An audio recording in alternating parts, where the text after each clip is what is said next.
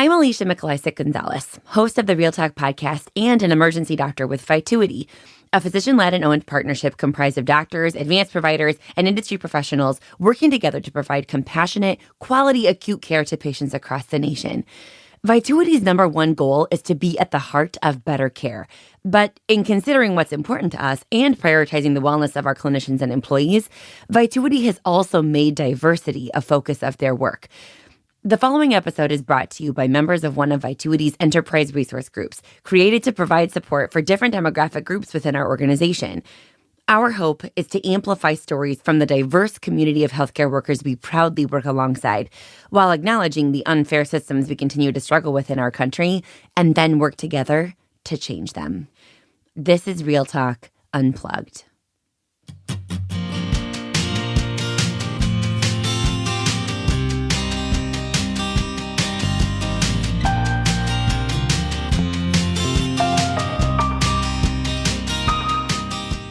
Hi, I'm Christopher Smith, emergency medicine physician and assistant medical director, and also a lead with the Black and African American Vitans for Change with Vituity. And welcome to Real Talk, a place where healthcare professionals share stories about the human experiences that have shaped and affected their careers working in medicine. Today, we'll hear a story from Nicolle Goolsby, a lawyer from the West Coast who works with Vituity doctors to navigate through compliance. In today's talk, we want to focus on heroes. When people mention heroes, they think of people that have had an impact on their lives. It can span across blood, creed, religion, and gender. Heroes can be as real as historical figures, both past and current, to fictional characters we read in comics, books, or see in the cinemas. Heroes can also even be celebrities. In short, a hero is defined as a person who is admired or idealized for courage, outstanding achievements, or noble qualities. They can shape us, motivate us, and inspire us. At a young age, heroes can even help us form our identities.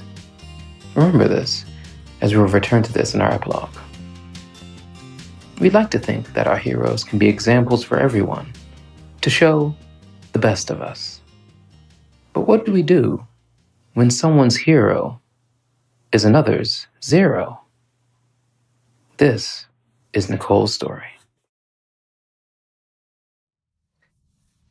I was in the 8th grade when my English teacher announced that our English program was entering an essay contest. We had to write an essay about our favorite hero.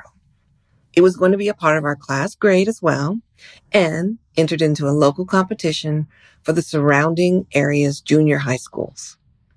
It was sponsored by the BPOE, the Benevolent and Protective Order of Elks. The winner would receive a government bond and the opportunity to be presented at the BPOE dinner. They also said something about walking into the sound of trumpets and swords overhead. This was exciting. I would finally get to write about something that was of interest to me.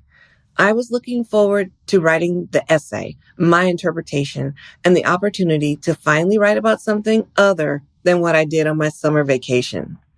We were given 15 minutes in class to start the outline and about a week to complete the essay, turn it in, have it graded, so that it would be perfect when we entered the contest. I can remember the groans the class made following the assignment announcement, and then the silence as everyone started thinking and preparing their outlines. The teacher walked up and down the aisles, looking over everyone's shoulder, making sure they were working on their outlines and not passing notes. Roman numeral 1, I started. I was going to insert a quote. My hero had many quotes. She had been brave and had amazing things to say. Things that stood the test of time and even applied to my 13-year-old mind. My hero said, and I wrote, every great dream begins with a dreamer. Always remember you have within you the strength, the patience, and the passion to reach for the stars to change the world.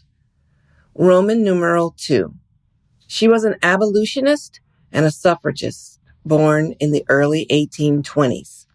My teacher by now made it to my desk, walked by, glanced at my paper, nodded, then looked at my classmate's paper next to me and kept walking.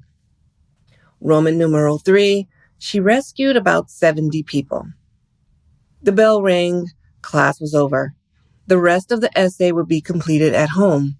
Later that night, I explained to my mother the assignment, the prize, and she looked at my outline.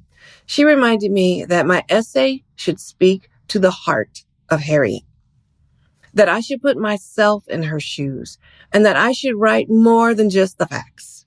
If I wanted to tell the story right, I would have to become Harriet. She reminded me that I would have to really dig into the words abolitionist and suffragist, not candy-coated. And freeing 70 people sounded like she just unlocked a gate. My mother freed me to write it from the heart. Harriet Tubman, an abolitionist and suffragist, was born a slave in the early 1820s, 40 years before the Civil War ended slavery, and 148 years before Black people were given the right to vote, was now how the essay began. By the time I completed the essay, I could barely read it without crying because of the awe I had for a woman who would be called the conductor of the Underground Railroad, the one called Black Moses, who led 70 people out of complete despair and bondage to freedom, all while being hunted. She was one of the greatest fugitive slaves to ever live, was how the essay ended. I proudly turned in my essay. I felt like here or there might be a little grammar that my teacher could help with. Not one of my friends had chosen anyone like Harriet. The students chose the usuals: Babe Ruth, President Kennedy, Eleanor Roosevelt. These are smart kids. The next week in class, my teacher called me up to her desk. She was grading the essays, but "You can't write about Harriet Tubman," she started. I must have had a confused look on my face. "But she's my hero, and you said that we could write about our hero." "You should pick someone else, because there is no way a slave could be anybody's hero." All of the passion, all of the courage. I could think of no one else to write about. I had put in the work. "I will have to grade you down if you continue with this," she said. "That will be fine," is all I could think to say. When I returned to my desk, my classmate said, "Why don't you just write about Abe Lincoln?" I wouldn't compromise. The essays were eventually turned in. It was out of my teacher's hands. About a week later, the winner was announced over the loudspeaker at school. They said my name.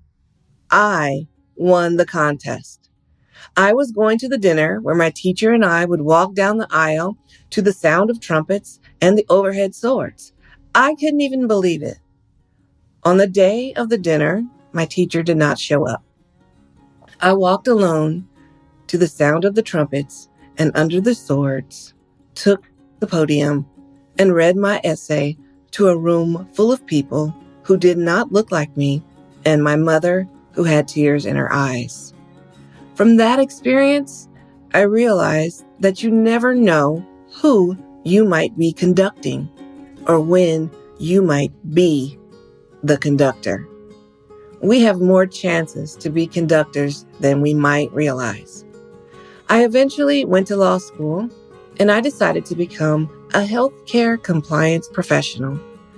I view compliance as my way of conducting healthcare professionals through the underground world of laws, regulations, guidelines, so that they can be free to help heal the world.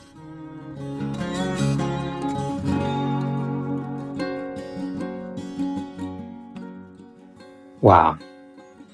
That was an amazing story. I mean, there is so much to pull apart from this that I think we probably need another episode to cover everything here.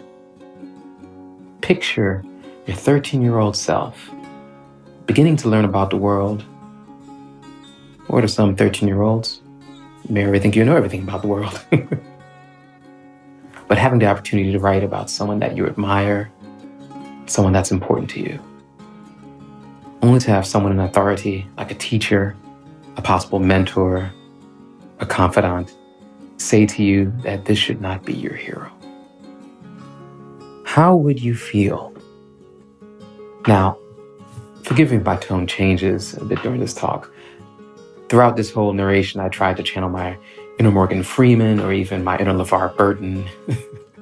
But after hearing her story, I really feel like I should start channeling my inner Samuel L. Jackson. But you know what? I'm going to hold back because, I like my job. So, but in all seriousness, I got very upset hearing Nicolle's story and hearing the response the teacher had. When I heard the story and when I heard what the teacher said, I immediately jumped and thought, I know exactly how to respond to this. But then I thought about it differently.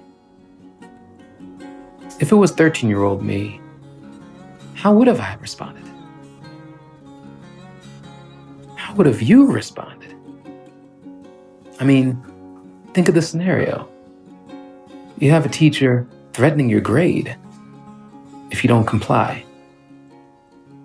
But not only from the academic portion of it, but think about the emotional standpoint that you're dealing with here. The teacher even told you that there is no way a slave could be anyone's hero. Now that statement actually resonated me to the point that I tried to do a little research. So, as before, I looked up the definition of a hero and it saw it as a person who is admired or idealized for courage, noble qualities, or outstanding achievements. And the definition of a slave is a person who is the legal property of another and is forced to obey them. I wanted to give a brief history lesson to this teacher. Most people know about Harriet Tubman's major achievement with the Underground Railroad. And whenever people hear the name Harriet Tubman, they usually think about the term Underground Railroad. One little factoid people may have not known was that in 1863, Harriet Tubman, under the command of the Union Colonel James Montgomery, became the first woman, mind you, not the first African-American woman, but the first woman to lead a major military operation in the United States when she and 150 African-American Union soldiers rescued more than 700 slaves in the Combahee Ferry raid during the Civil War. Now, from a conductor to leading a military operation after the Underground Railroad, even being a spy for the Union, it kind of didn't seem like Harriet Tubman was just a hero. I believe she was a superhero. And it really seems to me that this English teacher didn't really know the true definition of a hero if they didn't think it was Harriet Tubman. In today's world, there's a need for people like Harriet Tubman and also Nicolle Goolsby. When a person is faced with challenges and adversity, there are usually two different options. A person can turn the other way, or they can hold their ground and stay true to themselves and true to what they believe in. Now, the actions that Nicolle did, despite the challenges and the adversity in front of her, she stuck to what she believed in and persevered. And because of that, well, Nicolle, today, you have become one of my heroes. Thank you to Nicolle Goolsby for sharing her story with us, to the team at Vituity for their support of this podcast, to Marco Gonzalez, our sound engineer, and to all of you for listening. I'm Christopher Smith, and this is Real Talk.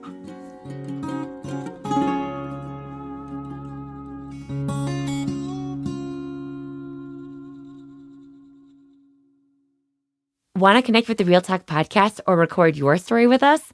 Start at realtalk.transistor.fm, or you can follow the link in the show notes for this episode.